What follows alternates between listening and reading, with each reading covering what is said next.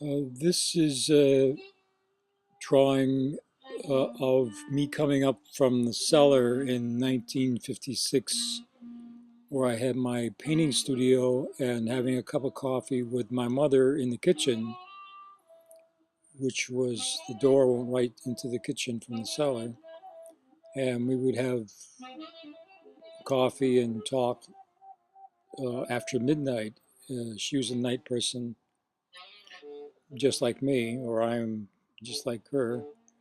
And this looks like I'm in my 60s, but it's really me remembering me from being 18, but using my body and face of today as a means of connection rather than inventing someone who I thought I looked like. Here we are at the kitchen table, and my mom is telling one of her stories from her childhood or young adulthood, and she was just an incredible storyteller.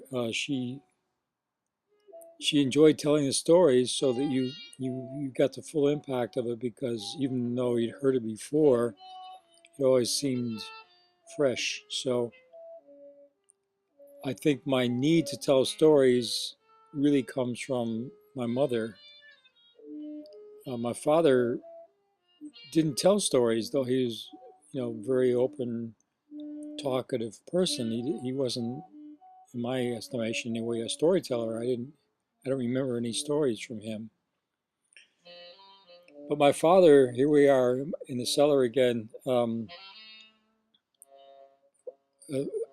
where my studio was, and my dad had his workbench and stuff down there, and he would come down into the cellar while I was working and stand behind me and have a cigarette and say things, that were kind of a bond between father and son. I mean, he would say like, "How about a little bit over there, Jer?" and things like that. It was always a positive situation. It wasn't a criticism of any kind. It was his participation and an affirmation of me making art. So I always felt good about it. But here again, I'm supposed to be 11 years old, but there I am, small like 11, but a bald guy with long hair, which is me in my 60s when I did these.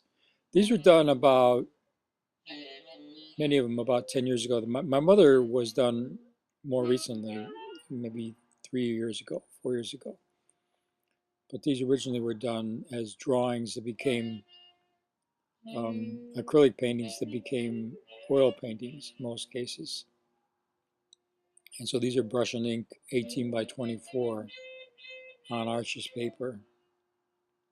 Um, this is my father leaving the cellar after having visited, um, and this is symbolic for the last time he left the cellar, as if this was the last time I saw him, but it wasn't really. But this is me as the artist connecting with my father. This is what I thought was how my father died. He died at work. He worked for the telephone company. And I came to find out long after I'd done this drawing that he really died in the office building in the elevator. I mean, he had his heart attack in the elevator. He died on the way to the hospital in the ambulance.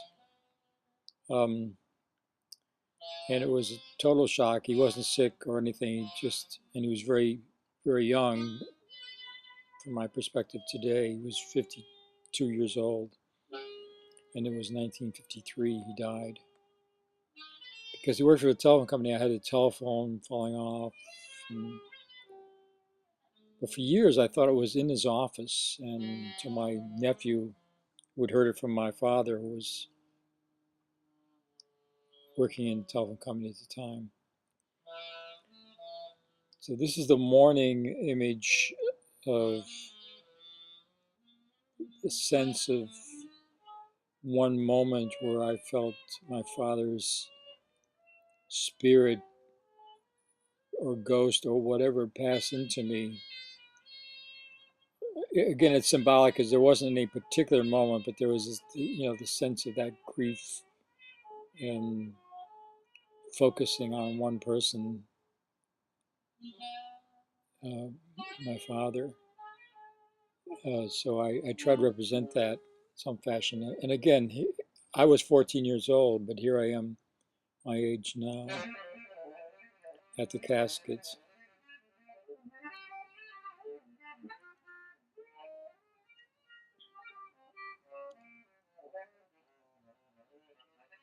Now, this is a moment at the end that I do remember exactly happening when they're about to close the lid on the casket to go to the cemetery. And I knew it was the last time I'd see my father. And I wanted to express my grief. I had, of course, in all other ways, but I really didn't think I expressed it enough, how devastating it was. And I sort of broke down at that point. And they had to take me away from the casket. As I remember, it was all kind of hazy. It's a mixed emotional state. I mean, I was doing it as an honor to my father as well as real feelings. They feel kind of not real, but they really were. If you can get what I'm trying to say here, it was devastating to lose my father at that age. This is the cellar again, and this is uh, my way of representing my an ex-girlfriend from 35 years ago, um, coming down the cellar stairs. This is me now, even though I've been doing myself as another as a child, looking like me now. This is me now, and this is the cellar in my mind. I haven't been in that house since 1956, so the girl wouldn't have ever been in the house, and so it's a completely made up environment of her coming down the stairs. She's barefoot. She has a artist portfolio in her hand because she was an art student. In fact, she was a student of mine at one point. Um, so she's walking up to the easel where I was in imagination doing a painting of her and me and our cat, whose name was Crow, but it really is my cat now, whose name is Blur. Um, so I'm tying the past with the present, as always. And she's approaching it to see this, bucolic painting of our relationship uh, in bed after having supper and watching TV. What I wanted to do is give her the power of not just a one-sided comment on my part. So I have her painting it out like this whole, because we broke up after 5 years living together, to have her have the power to have a statement, though I don't know what her statement would be, though I doubt if it would have been an approval of my statement, though I have no idea. This is not meant to be petty or mean spirited.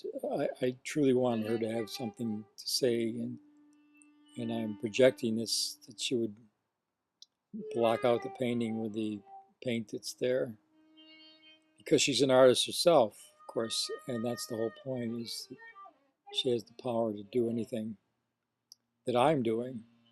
Uh, so that was it.